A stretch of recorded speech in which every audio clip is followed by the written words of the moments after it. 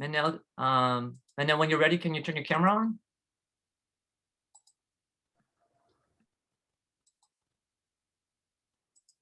There you go. Okay.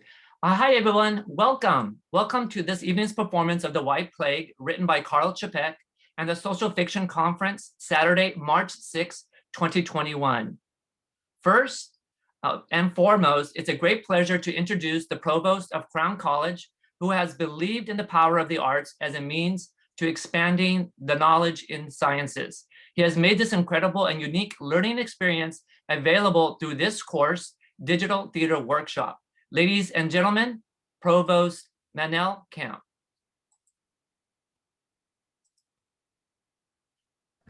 Thank you. Yeah, thanks, Abel, for this very nice introduction.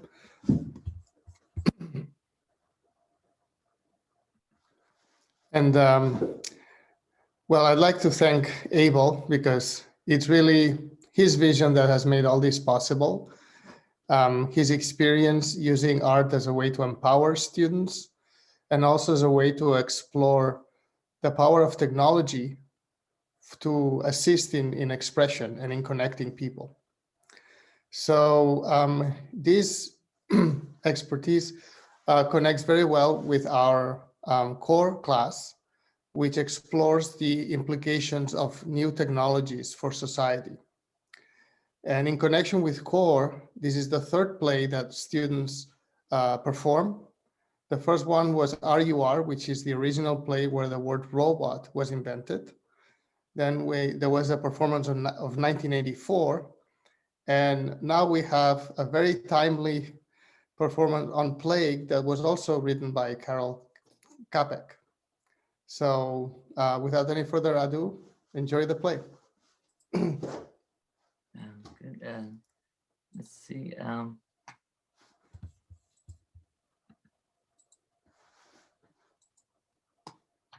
So as mentioned, this show is performed by students enrolled in Digital Theater Workshop at UC Santa Cruz. This course places emphasis on teamwork, experiential projects, and immersive learning. This means that they learn about ethical issues in science and technology by immersing themselves as actors in a dramatic world. Most of these students are not theater majors, but instead have declared majors in computer science, biology, business management, math, and game design. You are about to see a stage reading of the play because of the limitations of our remote cast. Yes, right now, our actors are zooming in from all across the world, including China, Vietnam, India, and in the US, including Colorado, Texas, San Diego, Los Angeles, and here in Santa Cruz. So just a little background about the play. It was written in 1937 by Karel Capek, a Czechoslovakian political writer and dramatist. In a way, it was a response to the Nazi invasion of Czechoslovakia and the threat of fascism spreading like a virus in Europe. This adaptation is very close to the original, with changes made in phrasing, cultural references, and edited for time. However, you are about to be surprised with how relevant and timely this play feels in connection with our current pandemic. As you watch, consider these questions. Do we all have equal access to basic health care? What are the ethical responsibilities of those working in the medical profession? And with Mexico's president just last week citing that the richest nations are hoarding the COVID vaccine, while less developed countries are in short supply. Is the vaccine a weapon?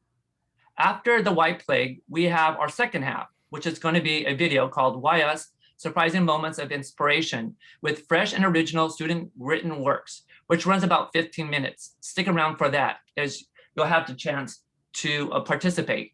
And as a final technical reminder, please turn off your cameras, mute your audio, and reset your view button located in the upper right corner to hide non-video participants. That's hide non-video participants. This will provide you with the best Zoom experience. And now, without further ado, the White Plague. So give me a minute.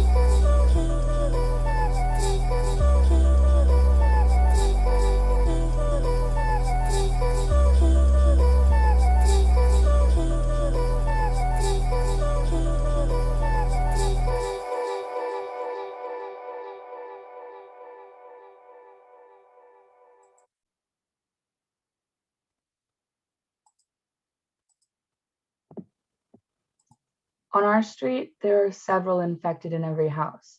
I said to my neighbor, "You have that white spot on your chin too." And he said, "It's nothing and I can't even feel it." But now, pieces of meat are falling off of him, just like me. It's the plague. This is no plague. It's leprosy. Some call it the white disease, but they should call it punishment. Such a disease cannot come by itself. It's God who punishes us. Christ, oh Lord, oh dear heaven. Punishment? I'd like to know what I'm being punished for. I've only lived my life with misery. That would be weird, wouldn't it? If God punished the poor. Just wait, you'll see. At first it's on your skin, but then it starts to eat you up inside. You're gonna say it's not possible for this to happen. Why me? And why now? There has to be a reason for this happening. Oh, heavenly God. But he does have a reason. There are just too many of us in this world, so half of us have to die to make room for the others. That's it. I'm poor, and I'm going to die to make room for another poor guy. That's why the plague has come. This is no plague, it's leprosy.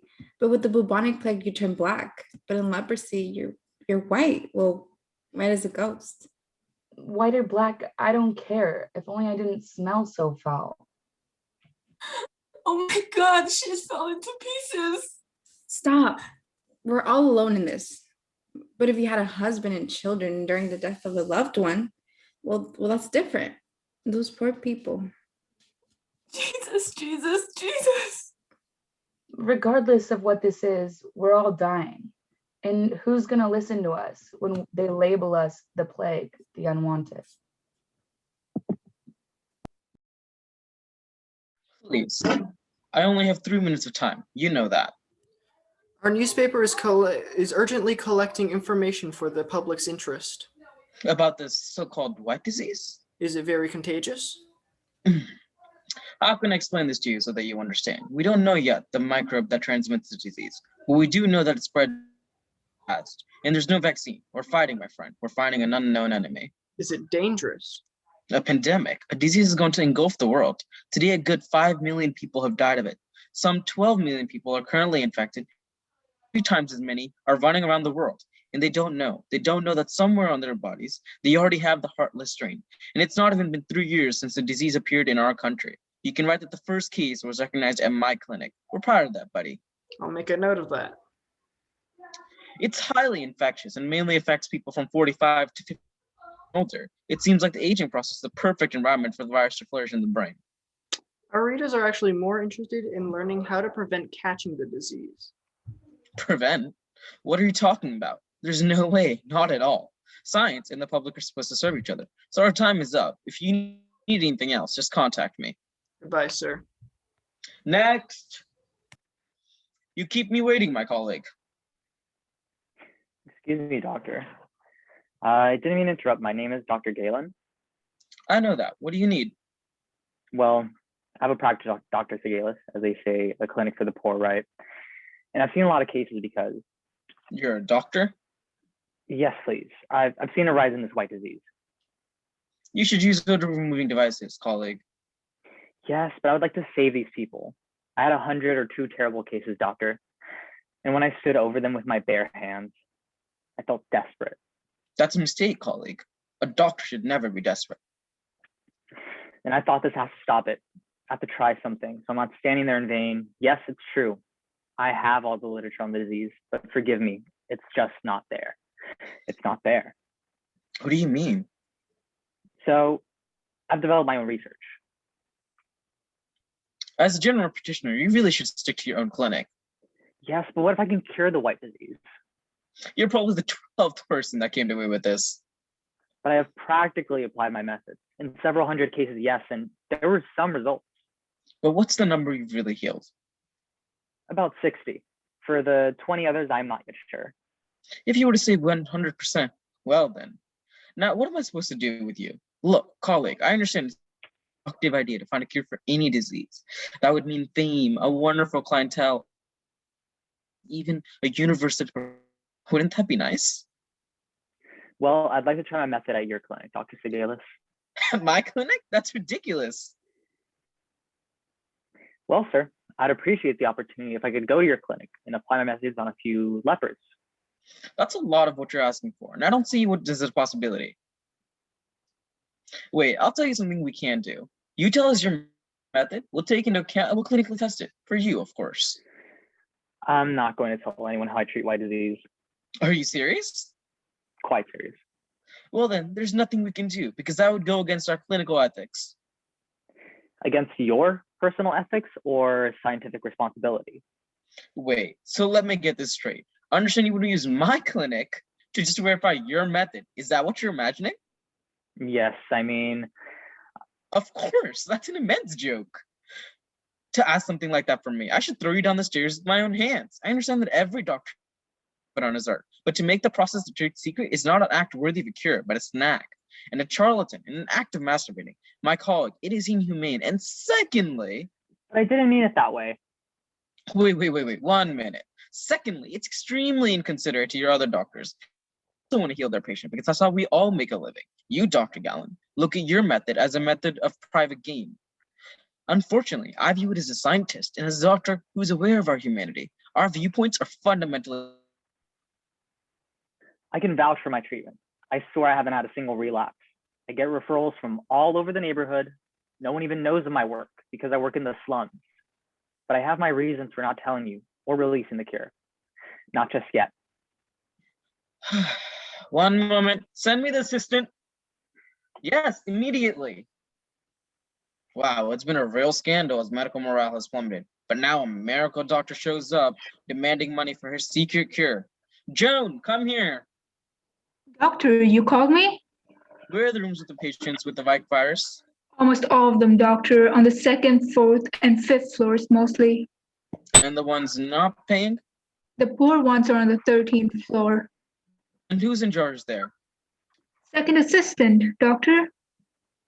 All right, first assistant, tell the second assistant that from today, all medical procedures on the 13th floor are to be prescribed here by Dr. Gallen. Those will be his cases. Doctor, I don't even know. How am I supposed to thank you? You don't need to thank me. I'm only doing this for the sake of medical science. Science, even if others resist. Now, if you want, you can take a look at your ward right away. Chief nurse, put Dr. Gallen on the 13th floor. Now, how much time will you need? 6 weeks. So it seems, Dr. Gallen, you want to do magic. Science, Dr. Segalis. Science. Good luck.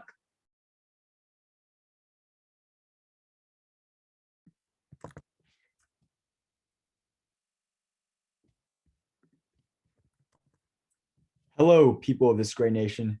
This is your beloved president. As I speak to you, I've heard rumors that public opinion is swaying towards opposing any war. It's the fear of the plague. People don't want to hear any more politics. They just want a cure. They want to be rescued. We're getting reports that some citizens are anti-war protesting. Be warned, we will suppress this movement. Great people of this nation, we need to hate those who stop our infectious expansion. God bless this country.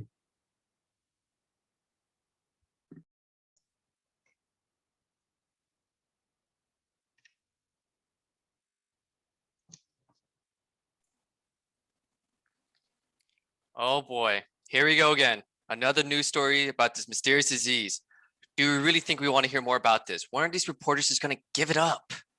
Well, they say it's bad. And now the lady on the 3rd floor has it, and we're not supposed to get anywhere near her. No, actually I didn't. And why should I care? Look in the newspaper. There's an interview with Dr. Segalis. He's someone you can really trust. What are you talking about? It's all hype, fake news. Yes, there's a case every now and then, but the paper make it out to be such a huge sensation. But us smart people, we know it's a huge lie. Yeah, you have someone with a runny nose, then they say they have the white disease. My sister says the numbers are going up. It's BS, pure panic 101. It's interesting because now they're finally saying that the disease came from China. See, I always said that. You know what I said? Make China a European colony so we could put order in there. But what about our freedom and rights? Yeah, just lock up those infected people and keep them away from the rest of us. As soon as someone shows up with that disease, get them out of circulation. Don't you think it's horrible they make us stay at home? That's awful. Let that girl die up alone with her smells. You know what? I'm gonna take her some soup. Don't you think about it. It's contagious. She's alone. You with your soft heart, you're going to drag us in and give it to all of us. This is how it's going to play it out. Wait a minute. We need to disinfect that hallway. With what? All the disinfectant was sold out days ago.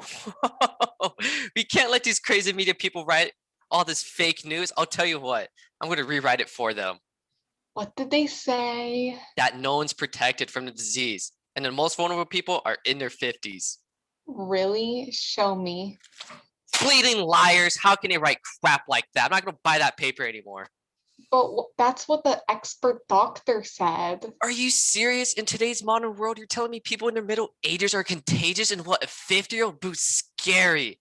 Boy, that would be some type of strange justice if people in their 50s were to get it. Tell me why? Why would that make any sense? Why? To make room for the younger ones. Without that, we'd have nowhere to drive. Oh, come on. That's real nice. Real nice. Can you hear that, mommy? Your parents feed you. They work hard for you, but now we get in your way, taking up your space, right? So they should be executed by leprosy so there's more room for young ones? Wow. Those are really nice, intelligent opinions. But she didn't mean it that way. No, but she said it, right? It would be okay for your mother and father at 50 to be knocked down. Didn't you say that? You take it so personally. Well, what do you expect when you go and jabbering about old people and how she croak off? I was speaking in general, father, not about anyone in particular. It's just tough for us young people to find any new opportunities. You can't find a job because there aren't enough for everyone alive. So it's just about time that something had to happen. I mean, so that our generation can finally live and start a life. She's right again. Really? Let's see if you're still thinking that way when they take you to the hospital and you're there all alone. Really? What are you guys yelling about? Nothing. Your father's just upset about something he read in the news. I just said that something has to happen to make room for new people. I mean, if you're gonna be honest, that's what everyone is thinking anyways. Yeah, of course. Anyone who's young has something to gain from it. If it wasn't for the plague, I don't know what we'd do. Go back to school? Come on. I just hope it keeps up for a while. Oh, you know what? These times are way too serious to be wasting your life away.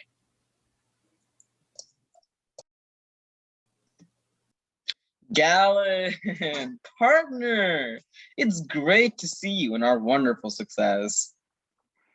Still, I think we should wait. But honestly, the results are great. And before I forget, I would arrange for you to have a private patient. But I don't run a private practice.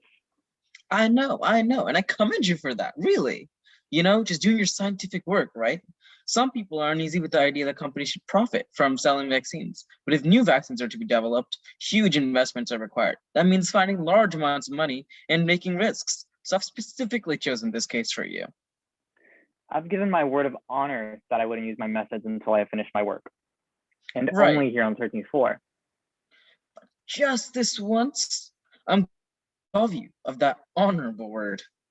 I won't, unless you decide to place this patient on the 13th floor. That's out of the question. He's a very wealthy man. He'd rather die than live in those other people. I only treat those on the 13th floor. May I go back to my patients? You can go back to hell. Thank you. With all respect to you. You damn idiot. Trying to blame me like that? Sorry, sir, but I couldn't help listening, and I agree that his attitude is unacceptable.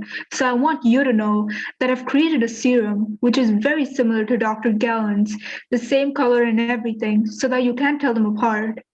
Well, what good is that? It could be used instead of genuine injections. It's harmless. But what effect does it have on the disease? The patients experience a temporary relief just once reused to mask the pain. But the disease is uncured, right? Dr. Gallen's serum has known to fail too. You're right, young woman. But I don't do that kind of thing. Absolutely, sir. But what if you wanted to treat someone in private practice on your own, maybe as a favor? You're right. Have you ever considered that maybe your talent as a scientist would be much better used if you opened a private practice? That's exactly what I'm thinking. Well advised. Take this and go see my friend who will introduce you to our special private patient. Do you understand this arrangement? Thank you, doctor. Come in quickly. I take it you're homeless? Yeah, You received the treatment already? vaccines belong to the people. Oh, you think so? The pharmaceutical industry is just out to make money, you know. The public already funds the vaccine through the government. You make it sound like a vaccine is a naturally occurring phenomenon rather than a human invention. It involves months of work by highly trained scientists working in state-of-the-art laboratories.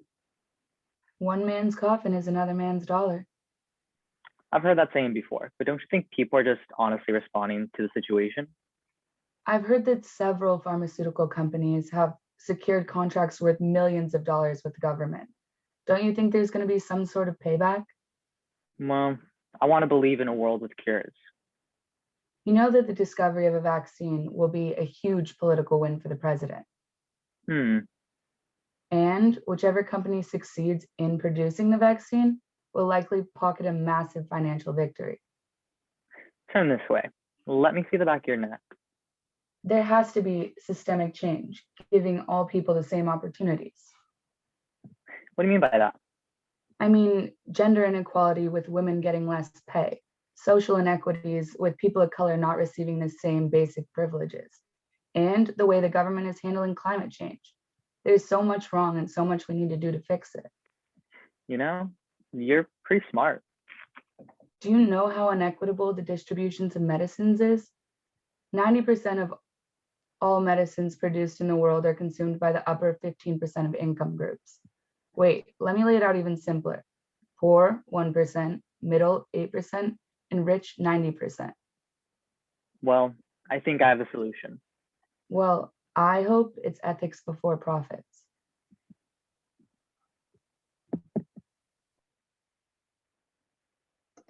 Just to let you know, we have a press conference later. Here come the news reporters. This way, this way.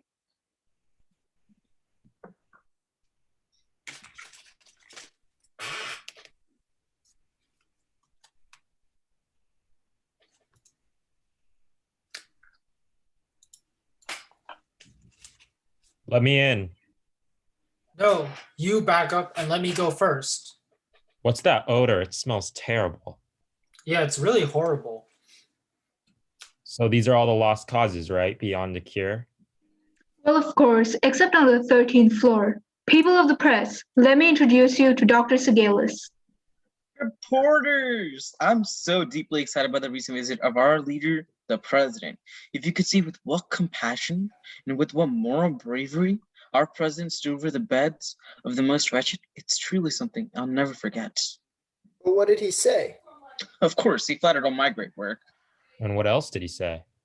Well, the true president greatly in my medical merits, but now that there's a cure against this so-called white disease, you can write this. It was the most terrible disease in history, but I'm proud to say that it was conquered right here. Come here, Gallon. Press, I want to introduce you to one of the heroes, a co-fighter in our success, Dr. Gallon. In our medical science, personal achievements do not matter. We work simply for humanity. Don't be shy, doctor. We've truly all done our duty. It's the smallest recognition, but I'm glad today. All my dedicated workers, from the bottom of my heart. Could you tell us, doctor, how does your treatment method work? It's not mine, sir. The method belongs to the hospital. What's important, gentlemen, that you saw here first, write this, a cure for the world's most deadliest disease is found at Dr. Segalis' clinic. That's it. I must get back to my patients. Okay, back to the office. Excuse me, before you go, do you have a few minutes? There's a message I'd like to release to your paper, a message from the slum doctor. What are you talking about? What's this message and who's it for? To all the leaders in the world, tell them I have a request because I was in the army as a doctor. Stop all wars, stop the creation of all military equipment and guns, including those to stop civil protests. Stop tanks, tear gas. The time is for systemic change. You think they'll listen to you? Yes, tell them they must, or they will die of the white plague. I discovered the cure. It's mine, and I won't let anyone have it until they can promise to stop killing one another. Only I can heal. Tell them the disease is going to take all the people. Really? You would just let people die? You mean let people kill? War kills people. Weapons kill people. And why are we doctors supposed to save them? If you only knew what it takes to save a life or fix a fracture. I'm not a politician, but I am speaking as a doctor. As a doctor, I am obliged to fight for every human life. No government is going to do that today. No? You mean let people die, let them suffer unnecessarily? And you don't think people will speak up, rise up, and rebel? Especially as the powerful begin to fall apart. Everyone's going to be scared. Yeah, I could see how the public can persuade some political opinions. And what if no government leader agrees to this? There is no other choice.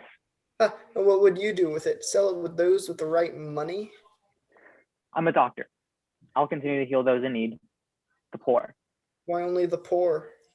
Because there are many of them. And I'll prove to the world that the plague can be cured. Don't you think it's a little unfair to the rich? But don't you think it's a little unfair to the poor? Somehow the poor do the most dying. Whenever there's a war, the poor are the first to go. Excuse me, gentlemen, but I'm going to ask that you leave now. As you can see, Dr. Gallen here has been under a lot of stress, and his nervous anxiety has led to instability. Wait. We're still interested to hear about this little idea of his. Just as a reminder, behind that right there is the world's most contagious disease.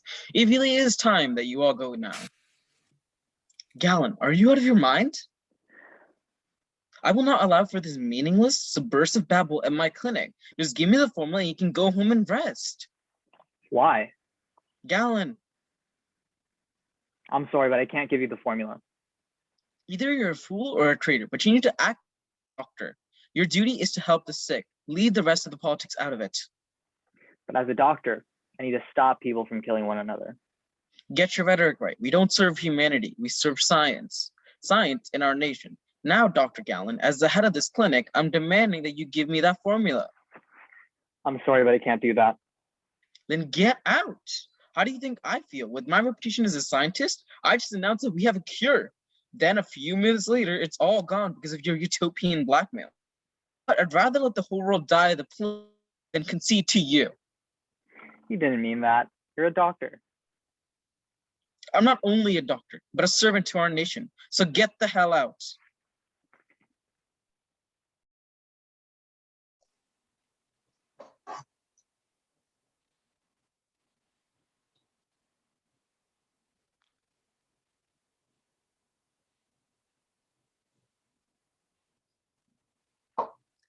Ha! So you see, Mother, they just announced a cure for the white plague. It says it right here in the paper. Oh, thank God. I know what I'm talking about. Do you really think in our civilized world they would just let people die? Especially considering 50 is relatively young, right? I mean, even though 30 people at the office died. That's horrible. Wait. Just so you know, this morning, General Krug called me and said, I have some terrible news. The accounting director died.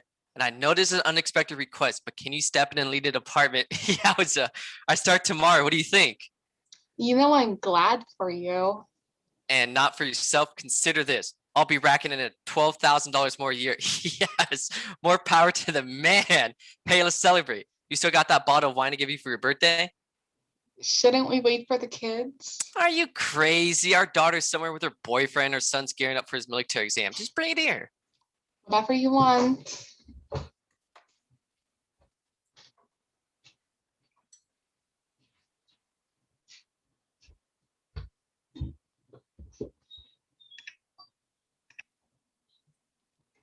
Just one glass? You're not going to drink with me? No, drink alone. All right. Here's to your health, mommy. And how about a kiss? No. Me, the accounting director. You know Slob could do that. And who says people in the 50s are useless? I'll show you who's useless. For 30 years, I've worked hard but honest, but could say all the other potential candidates have died from this plague. Whoa. You can almost say. What? Nothing. It just came to me that if you consider our daughter's finally getting married and her boyfriend got it great and our son's most likely getting accepted to the military, I can honestly say, thank God for this white plague. How can you talk like that? It's true. Just look how it helped us and a lot of other people too. You just have to be grateful for fate, mommy. If it wasn't for this white disease, we wouldn't be as good as we are now. That's it. And now they found a cure for us. Nothing can happen to us anymore. I just hope our son doesn't have to go into combat. Let him do his duty too. Look, I doubt they'll put him on the front lines. After all, he's a bit weak. And with all of our military strength and his tactical aggression won't last more than a week. We'll break them before they know there's a war. I think I would like there to be peace for all of us. I'm not going to argue with you, but I'll tell you right now, if I had to choose between the white disease and eternal peace, I prefer the white disease. Well, Whatever you say. what's wrong with you? Why are you acting all weird all of a sudden? Are you cold or something? No, leave me alone. Then why are you wearing that shawl in the house? Take it off. I want to see your face. Oh my God, it's a white spot.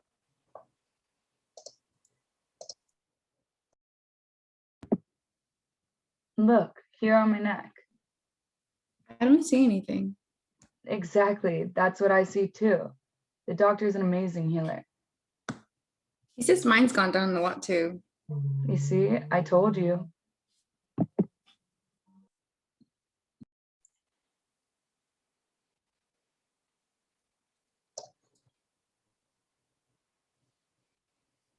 Did you hear that, honey? The doctor didn't want to see him, and then he changed his mind. My God, I'm afraid. No, don't be.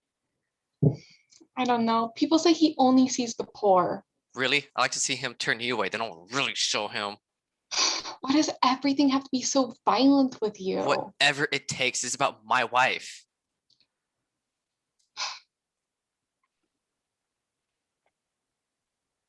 Hello, what can I help you with? This is my wife. And who are you? Me. I'm the accounting director, the new accounting director at General Krug's division. Krug's, the military officer? Oh, I'm sorry, sir, but I only treat the poor. It's your humanly duty. Duty? Yes, I took on the duty. That's exactly why I'm demanding to stop the killing. So, renounce your job with General Krug and tell me you refuse to make a living building weapons. And then how am I supposed to make my living? Not off of violence and death. If I could get a job as accounting director elsewhere, maybe I would, but you're just too stupid to understand. Yes, I'm sure you've heard that before. Sir, ma'am, I'm sorry, but there's nothing I can help you with. Goodbye. You see, I knew it. He was trying to get me to quit my job, really?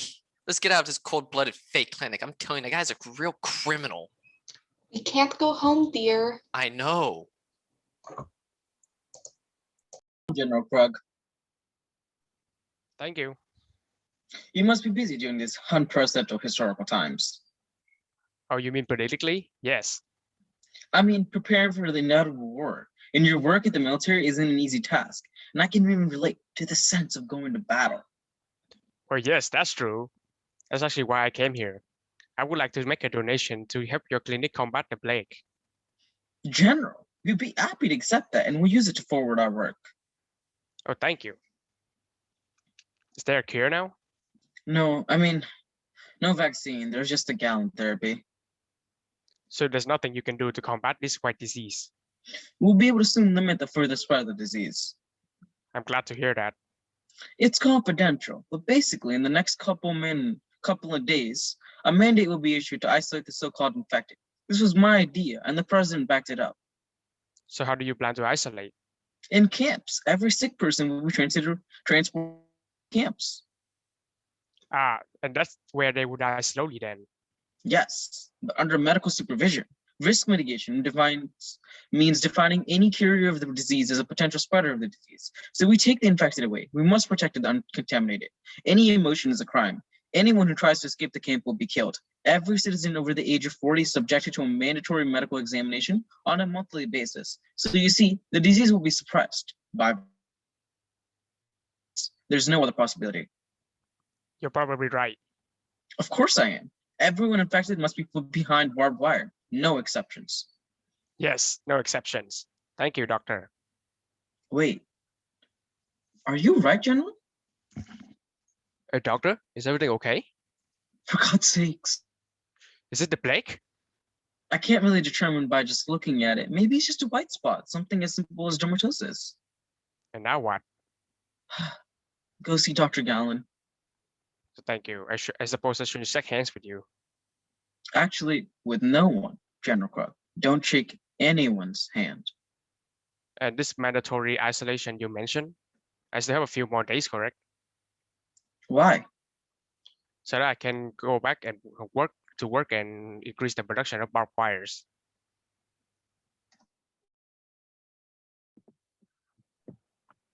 I want to thank you for taking me in. No, I understand. Poor people have always had trouble accessing necessary medicines. Then why is it we still don't have a legal right to health security? I don't know, but actually access to medicines is an ethical problem and not so much a scientific one. This is exactly why we need to speak up and address our histories of exclusion. You know, we were so unprepared for this plague crisis. This crisis is exposing the hate-fueled political powers at the top. I think you and I have the same blood. Hate and bigotry are like a virus. I wonder about Dr. Segalis, you know, if he even sees himself. We all have it, but we have to understand our own bias and the way we treat people. You know, I'm sorry, but I don't think you ever told me your name. Susan Willis, but most people don't know my name. I grew up losing my only parent. My mom died when I was just 12 years old. Our neighbor came up to me and said, we have to let her go, just like my mom was some kind of old sweater.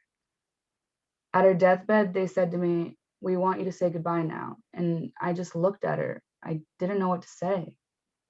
I'm sorry to hear that. Listen, I'm not personally inviting you to my pity party, but it becomes hard to hide my anger for this world. The anger of the economic reality of the disparity between wealth classes. So while I'm here, I'm putting my heart on the line to fight for the social issues that have been long overlooked.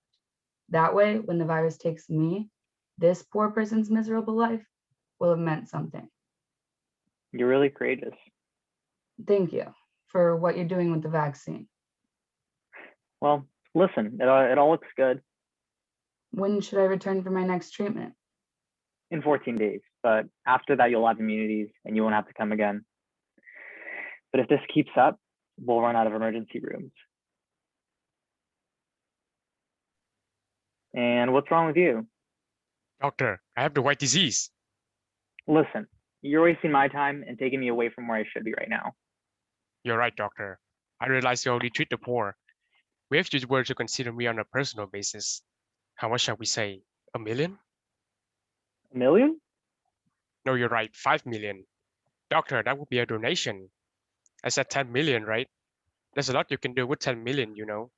For example, spending it on your favorite cause. Wait, you said 10 million? Doctor, I'm scared. I don't want to die. Don't you think most people are afraid to die of it? But fear alone can't control people. Then how do we change the minds of people? I don't know. Money. I've used it all my life without a problem. It works. I can offer you money, doctor. But it's, as you would say, in an honest way, 20, 30 million for one single life. You have such a fear of the white disease. We can't control it.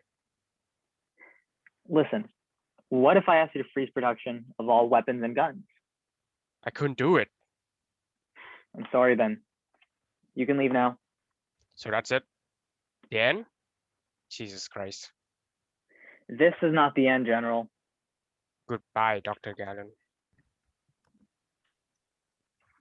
He thinks he can buy my services with money? Where was that money when people were dying alone? Does he not realize the level of privilege that he has on display?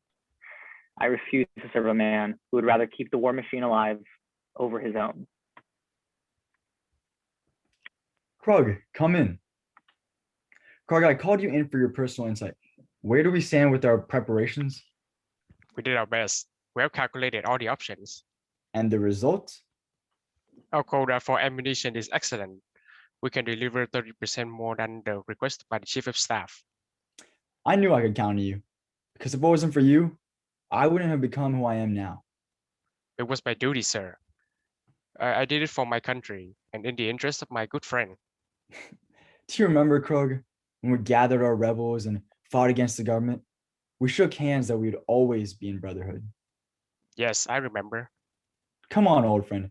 Let's shake hands again as we embark on our next big war campaign. I can't shake hands with you Why? because I'm infected. My God, Krug, have you been able to see Dr. Gallen? Yes, however, I have to meet one of his conditions. Do it, whatever. I order you, whatever it takes. His condition is that I have to stop production of all weapons and guns. Well, that's out of the question to stop the factories. But technically, it's not as possible. But politically, it's impossible. You have to get Galen to change his terms. His only condition is peace. You can't be so naive to let the world be blackmailed by a utopian terrorist. But if you only knew, it's such a sick feeling. I can see myself after being isolated from the others, screaming behind the barbed wires. General Krug, you must increase the production of war material. I'm not happy with the numbers you gave me. More. Do you understand? Yes, sir. Give me your hand. No, I'm infected. Unlike you, Krug, I'm not afraid. The moment I show fear, I stop being the leader. Your hand, General Krug. President as ordered. Thank you, General Krug. Tom, find me Dr. Gallen.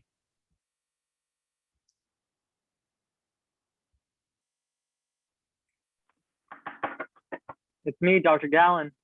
Enter. Sir? I want to turn a hospital near the Holy Spirit into a state institute to combat this plague, and I'll be appointing you as the chief physician. I don't know if that will work, sir. I have my patients. Consider an order, Dr. Gallen. But I don't have any experience running a hospital. Here, let me put it to you another way then. You refuse to take General Krug into treatment. I did not refuse to give him treatment.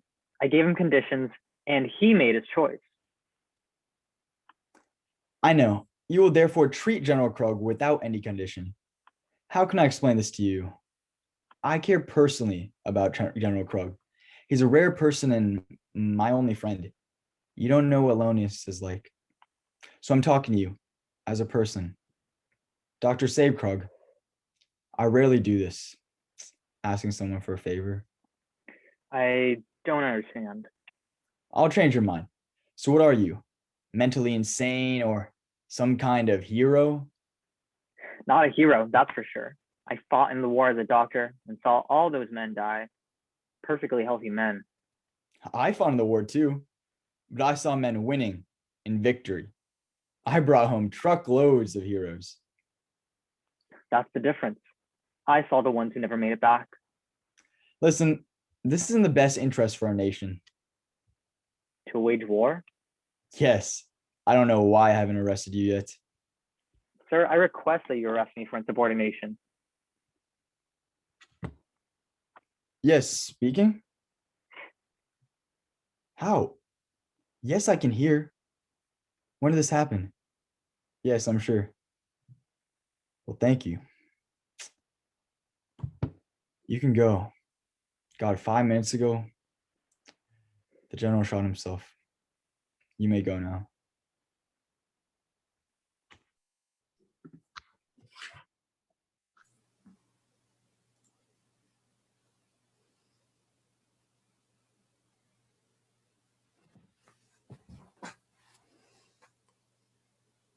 So this is it? You're leaving me here alone? Well, you have your boyfriend, right? Wasn't that your game plan? More space? More opportunities? Screw you. I didn't mean it that way. You wished for it. You made all this happen. Listen, we have to work on this together. Dad was an egomaniac, a compulsive liar, and he didn't even believe there was a plague. So Mom just kept doing what moms do. Look, I'm off. I don't care anymore. I've enlisted in the military as Dad would have wanted for me. That's just great. Now we have a warmonger in the family. You know, Mom believed in peace. Well, you have to go out there and fight for peace. Really? You think so? Yes, really. And we have to fight to get respect. Fighting, huh? At least it's taking some power in your hands. And staining them with blood. That's not the point. The point is acquiring peace no matter what. You know what? Screw this. It's not worth arguing with you anymore.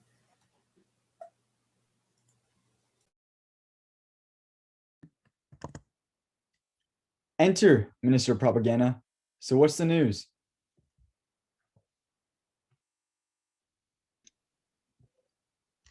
The youth, but the older people expressing distress and fear of the disease spreading. That's why I need the young ones more.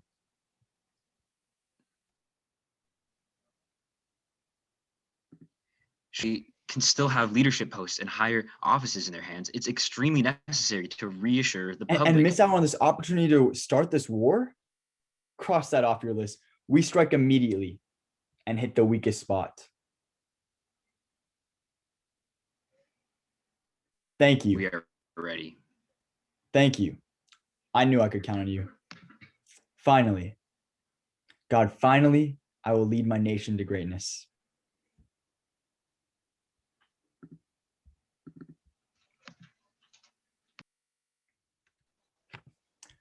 At this moment, our silver plains are raging destruction over the cities of our insidious enemies. I want to answer the question many of you may be asking. Yes, I started the war, and I did so without declaration.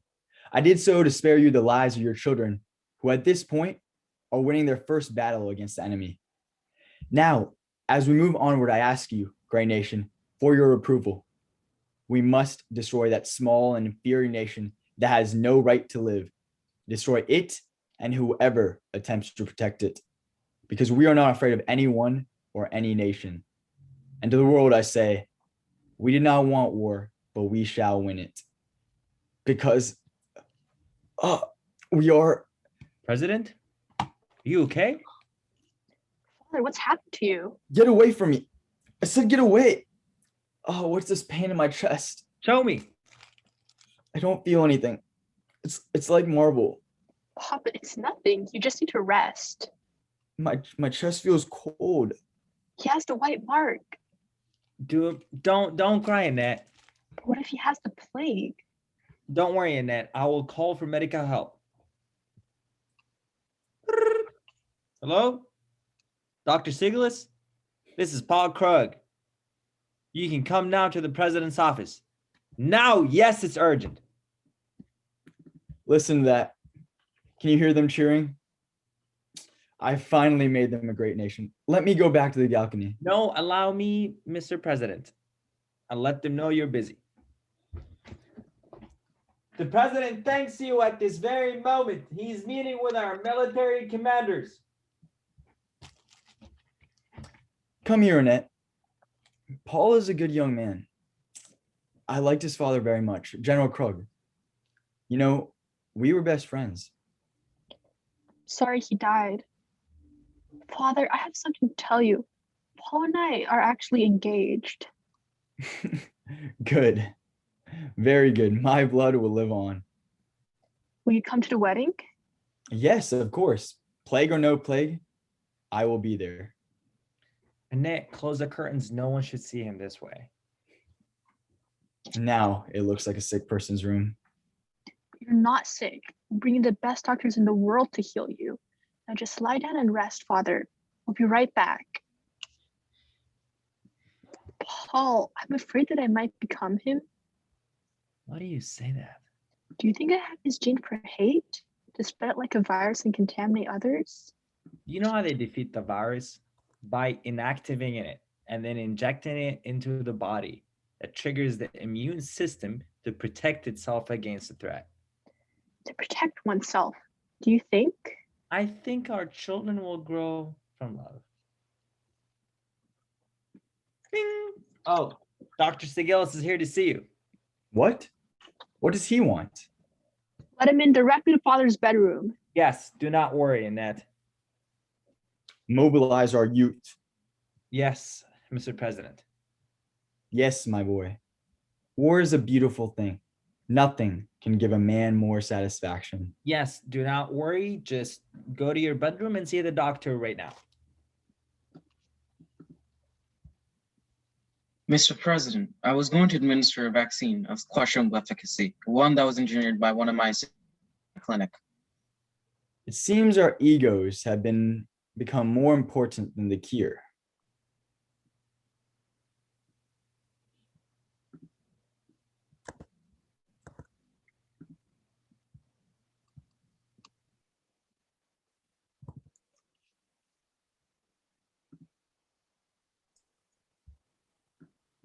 We're having a slight difficulty. I believe he is frozen. Venkatesh will probably have to sign in. What I can do, I can just read his lines. So We could just wait, or it doesn't matter. I think he needs to log back in. There he goes. Here he comes. Okay, here he comes. Let's start from the top. Venkatesh, when you're ready. Mr. President, I was going to administer a vaccine of questionable efficacy, one that was engineered by one of my assistants at my clinic. It seems our egos have become more important than the cure. Honestly, I can say I'm guilty. Why are you here then? And human suffering. Are you? I thought it was more about your reputation. The crisis is unmasking the truth. The truth is, war and disease are unpreventable. The truth is, we're losing faith in our health, our institutions, because leaders are stroking hate and violence. The body of our nation is sick, infected with hate. Doctor. This plague, this sickness has consumed itself. I see. Tomorrow, I will take my place as the head of the armed forces. I'll direct all operations personally. Do you understand? And when the war is won, I'll ride my white horse as we march through the ruins of our enemy. I, as all bones with my flesh falling off, a skeleton on a white horse, and the people will shout, "Long live the skull and crossbones." Matt, are you still afraid? Maybe fear makes us insane. My father's a murderer. How do I live with that guilt? You can't talk like that. Every day I live with a lie, but it was a lie that I believed. I know him as my father, the person who showed me love and kindness, but I'm not going to defend my father anymore, so it's important for you to understand. I lost my father. I understand. Tell him to go away. There's nothing Dr. Siglos can do except provide sense to cover up the odor of my rotting flesh. Okay, then we just have to contact the doctor who has control of the real vaccine. Papa, sit here and don't think about anything. Understand? Hello? Dr. Galen? You have to come to see the president. He is not in good health, and only you have the vaccine. Yes, I understand. Your condition is peace. Yes, I'll tell him. Please wait by the phone. No, I don't want peace. I want to wage this war, and I'm not going to call it off because we're in the right. Actually, we're not, Mr. President. All that matters is nation. So put that phone down, Paul. Dr. Galen, do you hear me? I'm his daughter. Are you coming? Yes, they will commit to your conditions. No, he hasn't said it yet, but there's nothing you can do about it. Then would you come? And you're going to save him? So I'll tell him, Papa, if you could just say one word to him. No, put it down, Annette. I can't. Mr. President, you're the only one the army will obey. A nation that can't govern themselves? Let them rot without me. But you never taught him to be independent. He's a good fellow, Annette, but too rational. He'll never do anything big. Papa, I beg you for all the sick people who are going to die in the nation. You're right, Annette. The many sick. Millions of us virus bearers all over the world. And I'm one of them.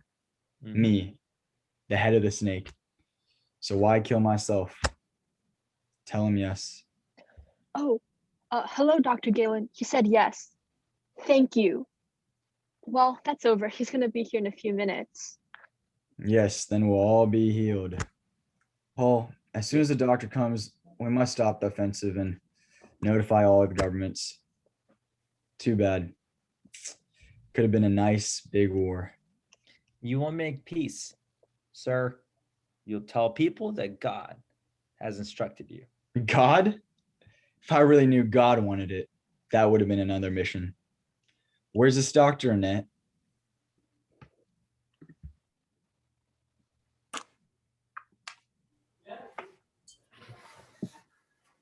All together now. Long live the war. Long live the war. Long live the war. Long live the war.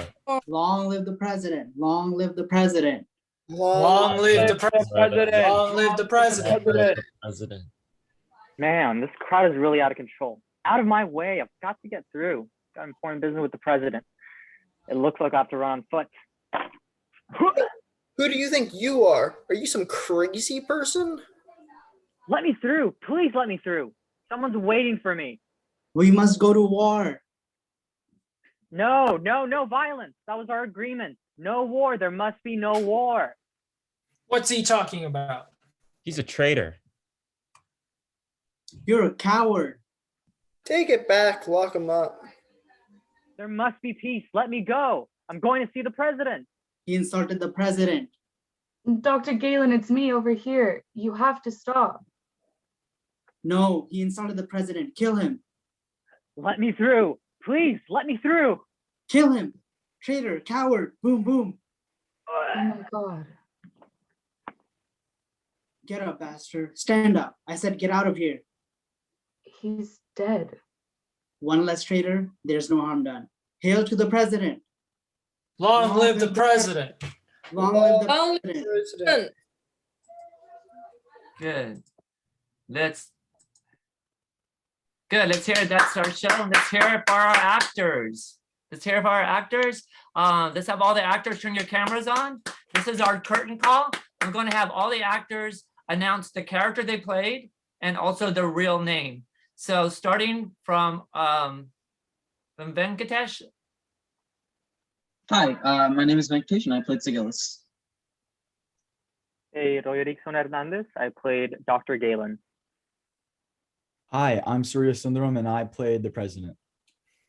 Hi, I'm Young and I play General Crook.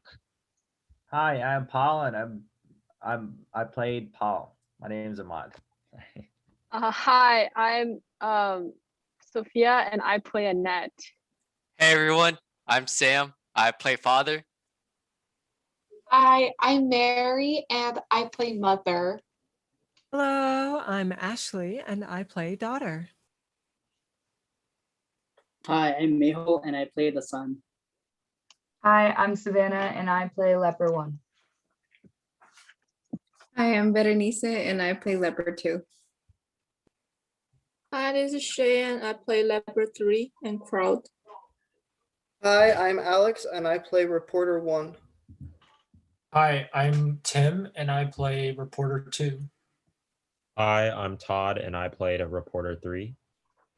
Hi, I'm First Assistant Joan. I'm Annika Vijay and I play First Assistant Joan. Hi, I'm the Minister of Propaganda and my name's Sean. Hi, I'm Alex. I also play Crowd 1. Tim again. I play Crowd 2. Hi, Todd, and I played Crowd 3.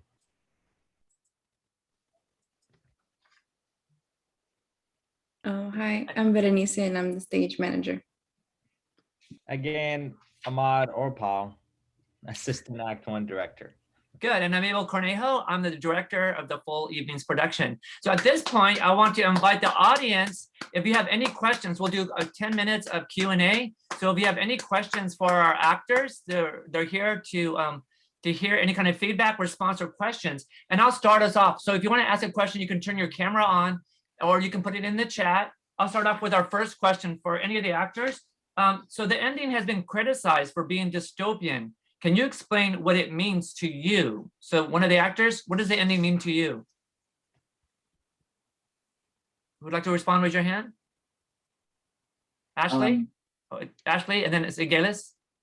Yeah, okay. I don't think I'd consider the ending dystopian so much as more, honestly, I see it as realist. Sometimes in life, things just go too far to be stopped, even if the person who started them wants to stop them. I see it as a warning about mob mentality and things like that. Thank you. Ben Kadesh? Yeah, I was gonna add on to what Ashley just said. So I think like in the play, there's a contrast between like the plague and the war, right? And the plague has a cure, and the cure for the plague also is seen as a cure for like the war. But I think it's like the ending shows that like just because there's a cure, it's not all optimistic. There needs to be a wider change from the ground up. And it needs to start from like the people itself. So I think it's a fitting ending that the people were the ones that killed like Galen. Okay, thank you. Good. Do we have someone from the audience? Question. Marilyn, do you have a question? I just want to say hi to Alex. Anyway. Hi. Hi. Do you want to ask a question, Marilyn? Well, let me go to somebody else and I'll get back to you with a question. Okay, good. Okay, good. So let's see if anybody else have a question. If you turn your camera on, I can take a question, or if you want to put a question in the chat. Here we go. I got a question in the chat. It has been an important radical play during the AIDS in the 90s. And of course, how do you think it works here in the pandemic? What it is about? Do you see that in the chat? It has been an important radical play during the AIDS in the 90s and a dog horse versus Nazism. How do you think it works here in the pandemic? What is it about? Somebody want to respond to that? I think it's the comparison. Yeah, Ahmad, I think you're nodding your head. The comparison between, we've talked about this, right? AIDS and the. Well, I want to say what, quoting Roy's word, what he said, bringing the workspace onto his private space. And, it kind of relates back to adaptability and all that. But, I think specifically this play it relates very much to what happened when the coronavirus first started, that everyone like the Chinese government tried to stop that doctor from exposing the virus when he first discovered it, and then a little later caused that huge impact on the whole world, rather than just stopping it in its place, the breakout. So reminded me of the Dr. Galen when he had the vaccine, and all the press and everyone was against him, and only a few were the good people in the play. Even the president himself, the authoritative position, tried to stop the vaccine and wage war and all that. So it kind of history repeats itself with the coronavirus scenery. So thank you, Ahmad. Dion, do you want to turn your camera on? Do you want to ask your question? Maybe you could phrase it better. We like faces. We like humans here. Do you want to ask the question, Dion? Well, I can't turn my camera on because the host has stopped it. Oh, okay, I'll turn it back on. Otherwise, you can see sign two. So for me, one of the great things that makes the play so contemporary is the debate between military spending and public health spending, and for human need and medical care, and the total all out for military, but little, pathetically little for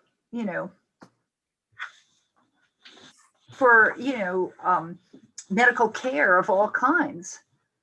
So that's interesting. Yeah, and so does someone want to respond to that? No, it's interesting. One of the characters, the president, wasn't willing to help his friend, was dying, and he wasn't willing to help him. He said, I'm sorry, I can't help you. The war has to go on. Does someone want to respond to this?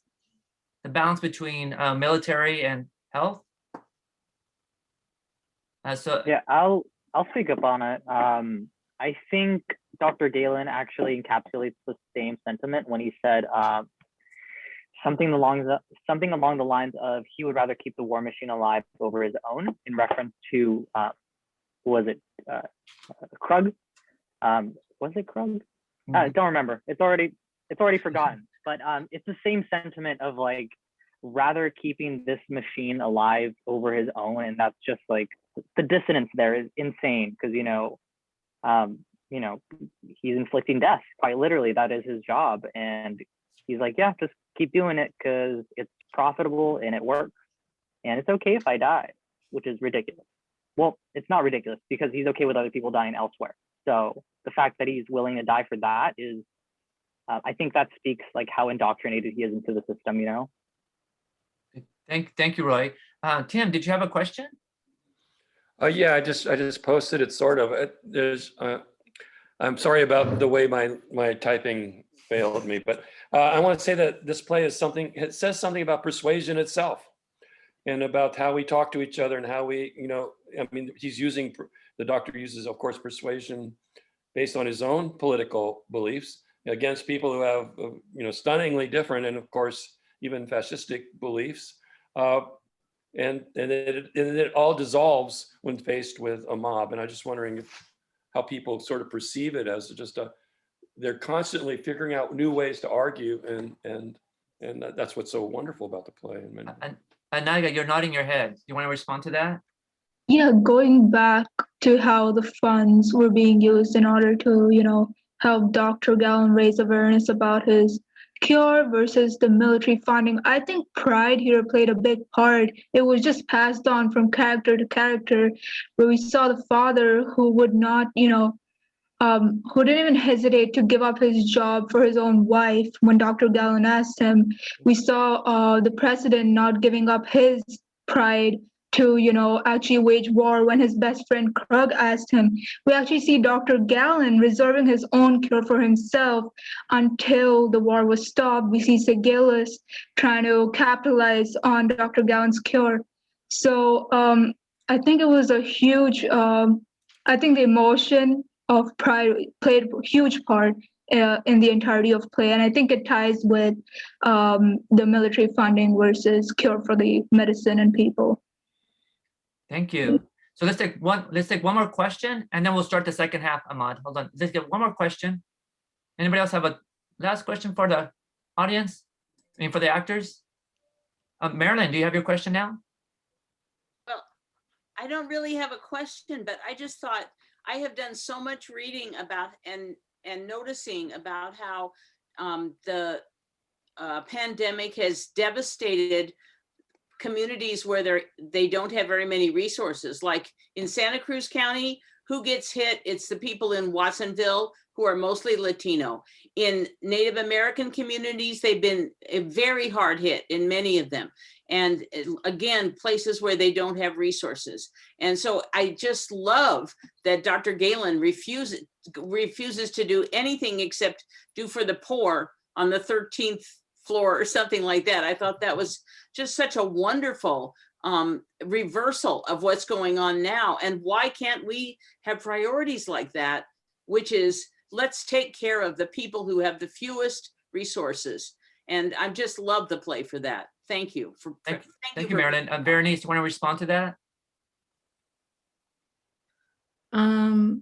Well, I wanted to say me nodding was like, yeah, why can't we do that? I think that's the question everybody always asks. It's like, why can't we just help the people who need the most help?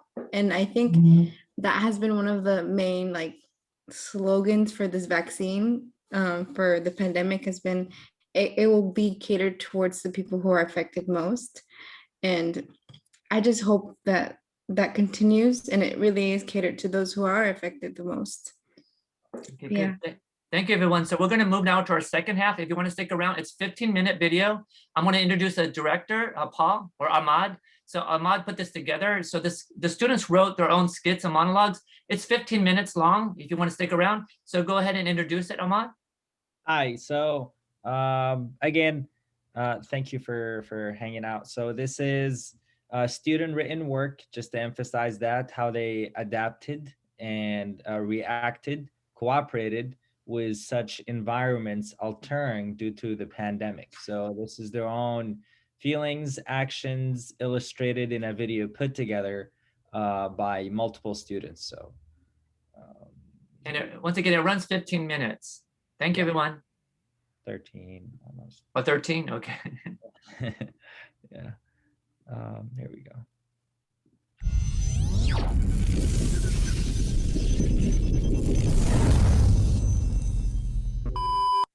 Masked and cloaked, we march on and on into the night and rise up again in the morning to walk the moral road of work hard and play hard.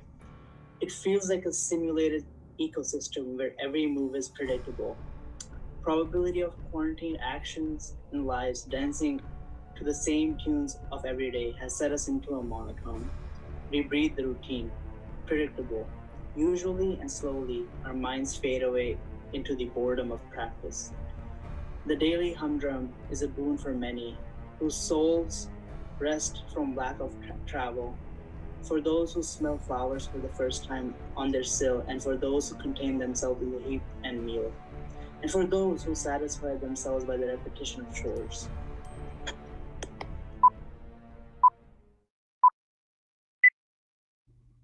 What happened?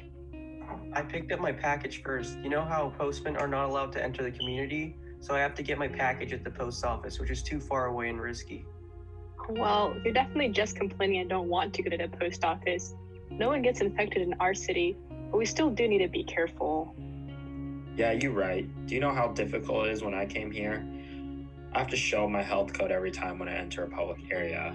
Entering the subway, since the signal is unstable, I find so many places and finally get my health code load while wearing this mask on such a hot day. We are all the same. There's too many people in the subway. Never take off your face mask. The mask is protecting ourselves. The point of the health code is to prove that I was not in another city in the past 14 days. Becca, you just came back from another city. How could you enter the mall? Only the people who have been to the risk city, their code turns yellow or red. But if someone has a color other than green, that means they're suspected and need quarantine. I wasn't in the risk city though, so my code is still green, which means I'm fine. Actually, you're not. The company has been tracking your locations. Our privacy means nothing. People can get all your information just searching your name, your friends' circle, schools, family are all on the internet. You are the one posting privacy to the public eye. Well, I choose my safety in public and the freedom of going out. If I need to sacrifice a little bit of my vague privacy, that's fine.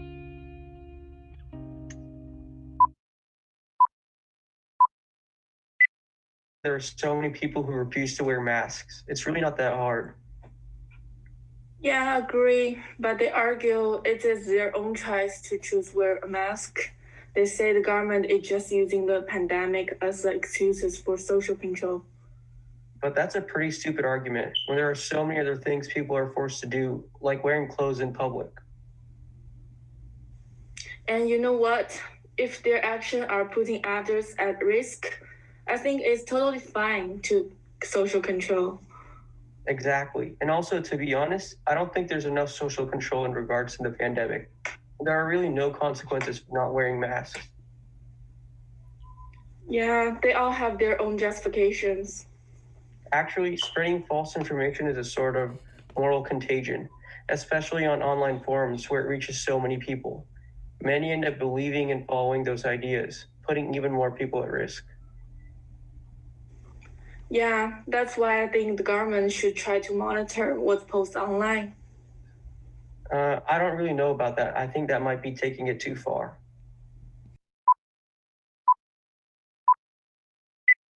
Everything has changed. It's been a year that we had a friendly reminder that life can change for the worst. It's been a year of being tested every day. It's been a year of right or wrong. It's been a year of just wanting to enjoy life the fullest. It's been a year of my 22 years on this planet. It's been a year of trying to imagine what the next year will look like. It's been a year of imagining what the future holds. It's been a year for the normal times to come back. It's been a year of knowing we took things for granted. It's been one hell of a year. Damn, it's already been a year.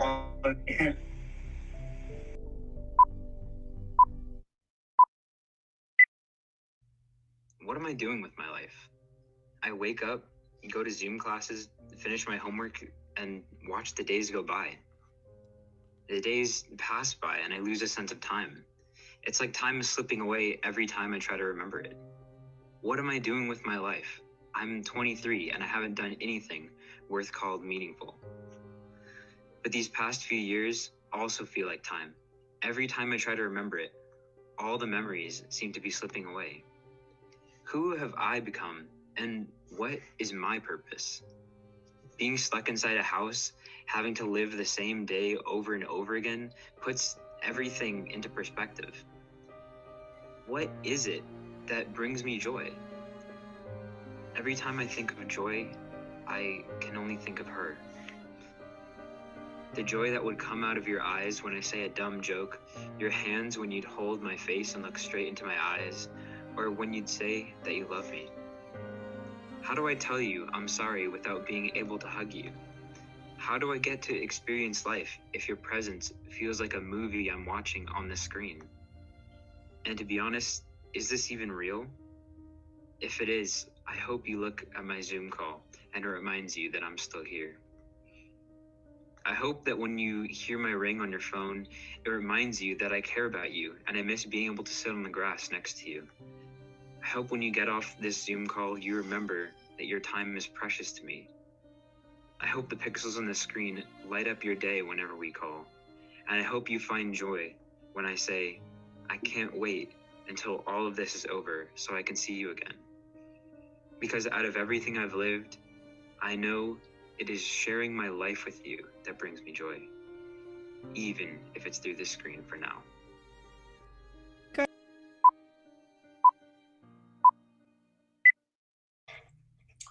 Hey, Billy. What's up? Do you hear they might open the Great America over in San Jose again? Yeah, you trying to go? I'm down, but there's like 2 new strains of the virus that recent vaccines can't fight, and researchers don't know how severe it's going to hit the public. Listen, you're the one trying to bring up having a good time. I'm just trying to vibe out while everything is still open. Don't you want businesses to thrive? Yeah, I want business to thrive, but also I don't want all of us getting sick. Yeah, whatever. Fine, if we go, I'm wearing 3 masks at once. How are you gonna breathe? I don't know, I'll figure it out. After going to Great America, everyone is going to be dead.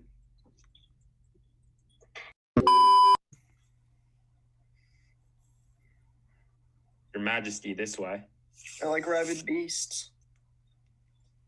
Of course they are, Your Majesty. They're morally depraved. That is the price of this contagion. There's no other choice. We have to let them tear each other apart and rebuild from the survivors. Maybe if we restarted the orphan crushing machine, we could get this outbreak under control. It seems impossible. They were also peaceful just half a year ago. Everyone kept their heads down and contributed with no complaints at all. Yes, but those days are over. They're monsters now. Their ethics are completely compromised. Please sit down, we'll be safe. What if one's ethics were already compromised? What? If someone's morals was already compromised, what would the contagion do to them then? I don't see what that has to do with anything. Come on, let's get the orphan crushing machine permit signed to save our kingdom. I'm afraid I can't let you do that. What? I've been thinking about the things that we've been doing, the things we did. I can't help but wonder if maybe those peasants were right all along. By God, they infected you too.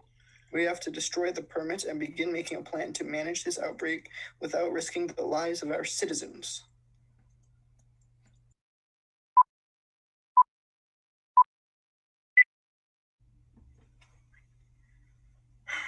It wasn't supposed to be like this, you know? I'm an introvert. I thought staying at home forever would be a good thing. For a while, I dealt with it, but it didn't last. More time to focus on myself, right? There's a difference between not wanting to go out and not being able to go out. Everyone was talking about working on new skills during quarantine. Do you know a single person who actually learned something?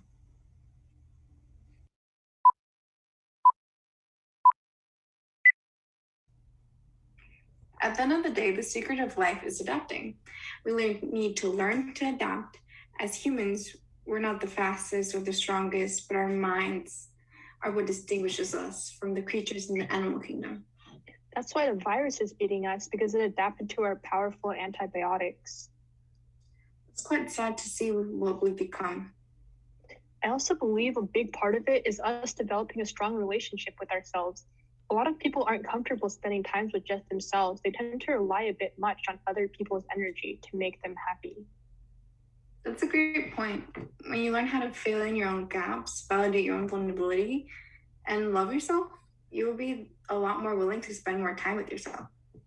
That is vital. More like finding that balance between being an introvert and an extrovert. If you can do that, you'd be a very powerful human being. True. I recommend adapting and learning new hobbies like drawing, photography, running, activities that you would enjoy doing on your own. With that being said, maybe get rid of social media, fast food eating habits, and Netflix or any other consumption versus creation in terms of dealing with our boredom sometimes. Yeah, maybe we can take shots tonight on Zoom or something. Sounds like good virtual times.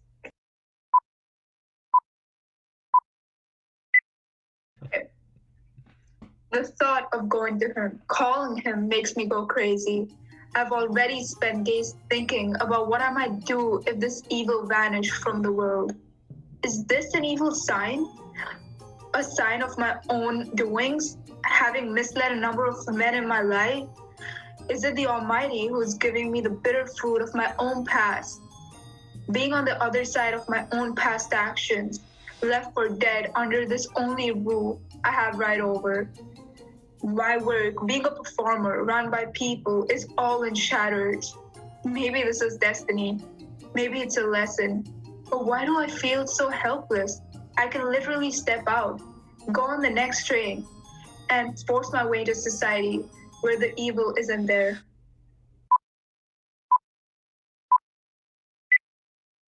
We are living in the greatest social experiment that has ever existed. We now know what our friends, family, and neighbors do when resources are scarce. We understand who values each other's health and who chooses selfishness. We call ourselves good people, yet we are helpless against ignorance. There will always be someone who decides to choose the gratification of one over the well-being of many. By following this path, they are showing us that not only do they not care about their own health, but that they disregard the health of others. These people are the ones that truly keep us locked up. As we continue to exist in this limbo, it is easy to focus on oneself. We truly are alone with our thoughts, but we cannot forget how this experience has changed us and how we will all learn the way the world really works. Thank you for watching.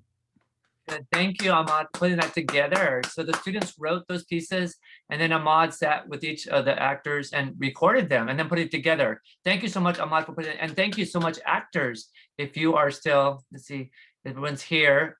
Gallery. So I do want to remind you to attend the social fiction conference. It is still going on tonight. There's events all tonight. You can go. I'm going to put in the chat to this website, and you can find other events tonight. And then tomorrow at 1 o'clock, there is a panel discussion led by Chris Gray. So thank you again for everyone attending tonight. And I do recommend going to this website, and you can attend other events. Thank you, everyone. And I'm going to stop the recording. Stop recording and stop.